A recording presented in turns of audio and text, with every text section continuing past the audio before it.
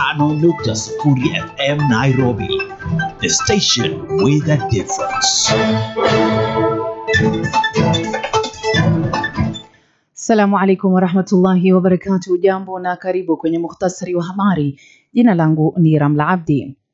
Maafisa wa polisi kutoka kitengo cha Reke wamewakamata kundi la vijana waliokuwa wakijaribu kuingia ikulu ya rais. Kikosi hicho kinachomlinda rais pamoja na naibu rais kinaripotiwa kilichukua hatua ya haraka kukabiliana na vijana hao. Inaripotiwa kuwa hali ilikuwa sio ya kawaida kabla ya washukiwa kutiwa nguvuni. Kwengineko ni kuwa Rais William Ruto amezindua awamu ya pili ya usafishaji mto Nairobi itakayoshirikisha kuwaajiri vijana zaidi ya 18,000. Vijana hao watajenga kilomita 54 za mabomba ya kupitisha maji taka kando ya mto huo. Ruto ameongeza kuwa serikali itanunua malori 50 mapya kwa shughuli hiyo, akifafanua kuwa mshahara wa vijana watakaotekeleza mradi huo utaongezwa na utakuwa ukilipwa kwa wakati. Na mamlaka za afya nchini Tanzania zimethibitisha kuwepo kwa visa viwili vya ugonjwa wa Mpox baada ya watu wawili kugundulika kuwa na maambukizi hayo.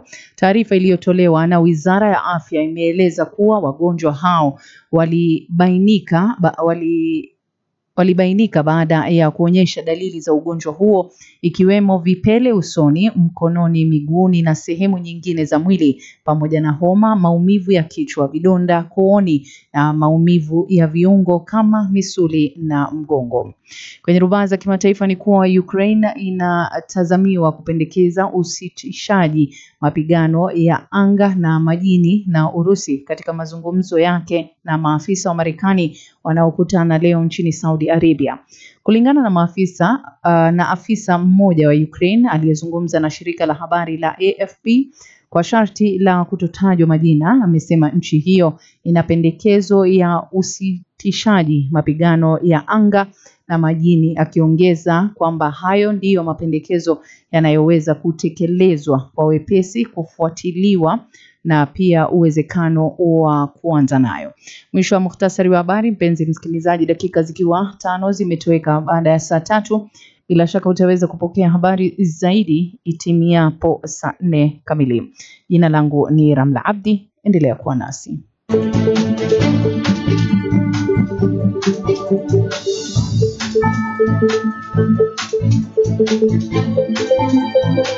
Kwa habari zaidi na matukio, endelea kutegea IKRA FM 95.0 au tupate mtandaoni moja kwa moja kwenye